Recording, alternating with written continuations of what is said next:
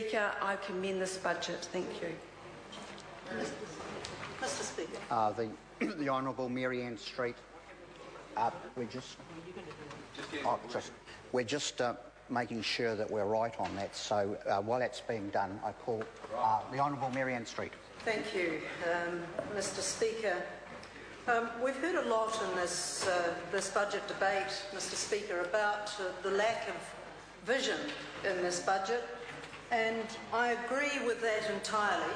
A zero budget delivering zero hope, zero vision, zero excitement, zero initiative for anybody to advance their business, make sure that they are keeping up with developments in their industries, promoting and developing new products and getting our exports to market.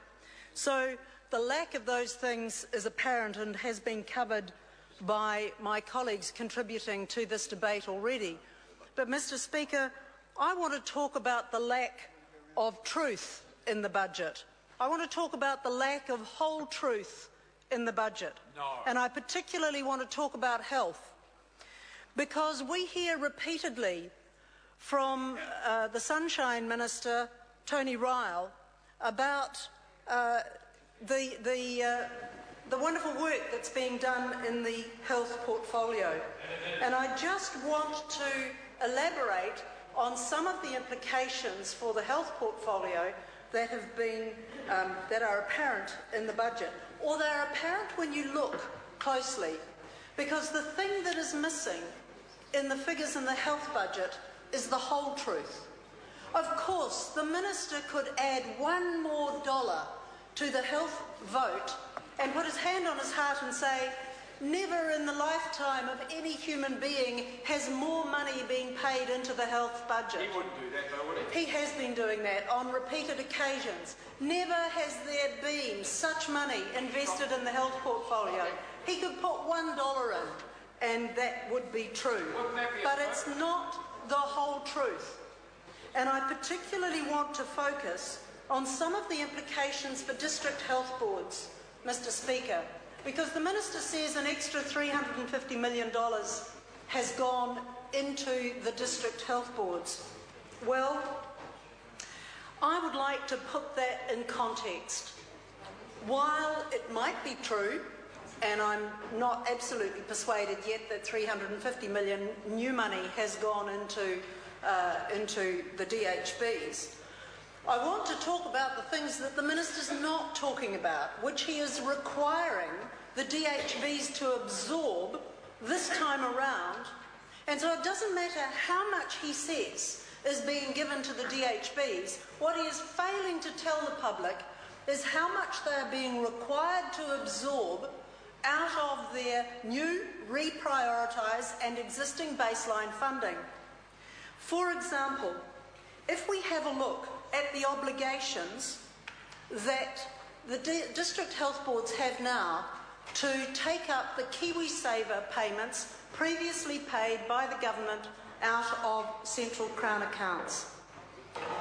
The Minister gave DHBs notice a while ago that it would be their obligation to pick up these KiwiSaver employer contributions, that the government was not having a bar of it any longer. What? And this has been notified to the DHBs, and because it's been notified, of course, the Minister doesn't feel any obligation to point out the whole truth of the budget. So, for example, let's have a look. The funding increase to Auckland District Health Board has been $30.5 million. That's the funding increase above their baseline, apparently.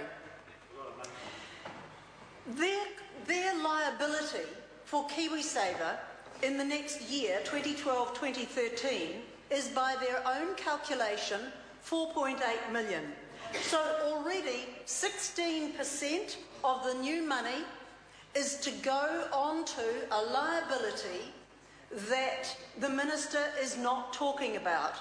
It gets worse. If we get to Canterbury District Health Board, their KiwiSaver liability is $8.6 million.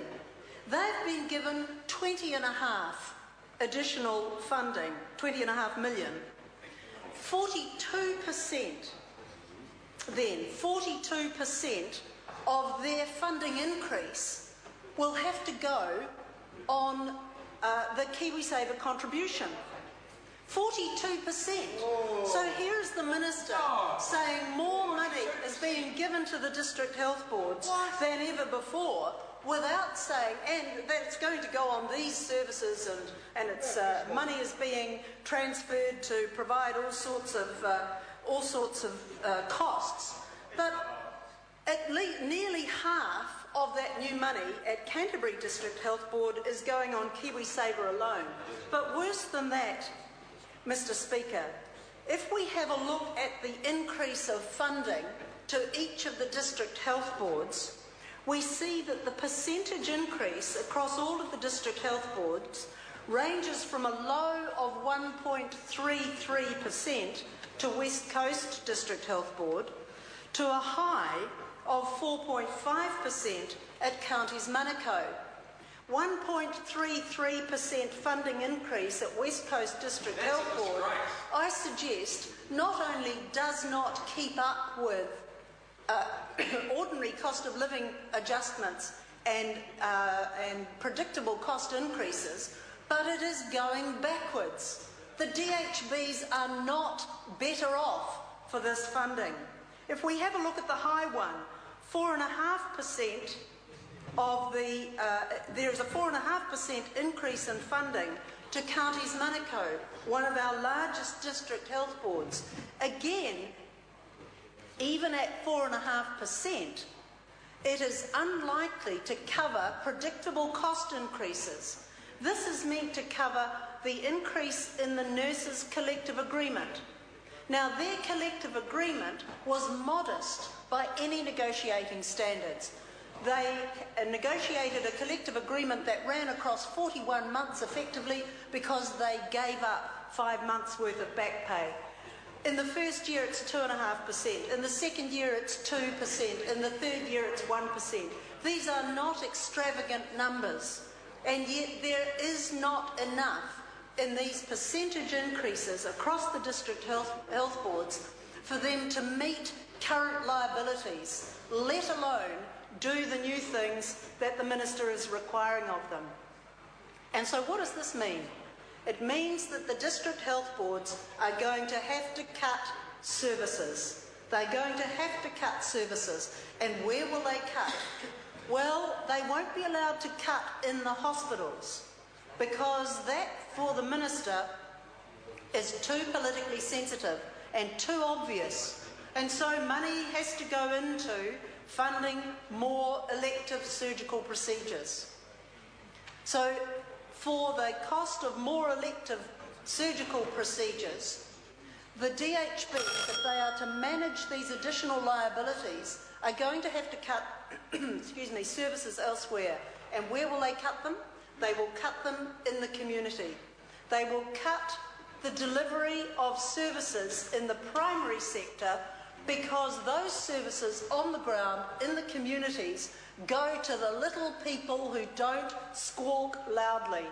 They go to the little people in little bunches of money to provide really essential primary intervention in the communities where there is the best return for the health dollar, quite frankly. And those, those services will go, and there will not be the kind of squawks and loud noises that there would be if there were to be cuts in the secondary sector and hospitals. So there are two levels of damage that are happening here, Mr. Speaker. There are two levels of damage. First of all, in not telling the whole truth, the Minister is disguising the amount of the benefit to district health boards from the funding increases. And in fact, my figures would suggest that there isn't $350 million worth of new money, but in fact $276 million worth of new money going into, of funding increase, let's not call it new money, funding, because much of it is reprioritised, stolen from elsewhere, but of funding increase going into the district health boards. And the second layer of subterfuge, Mr. Speaker, is just where the cuts are going to land. They're going to land in the community, they're going to land in the primary sector, and ironically they're going to land in the area where there is the best cost-effective return for the health dollar. This is less than the truth from the Minister. Point of order, Barbara Stewart. Thank you, Mr Speaker. I seek the leave of the House for members taking part in the delegation to Samoa to commemorate the 50th anniversary of Samoan independence to be regarded as present for the purposes of party votes in accordance with Standing Order 140(1)(c). Just a clarification, this is so long as the delegation is overseas. This is for today and tomorrow. Yes. All right, leave is sought for that purpose. Is there any objection? There is no objection. Dr. Cam.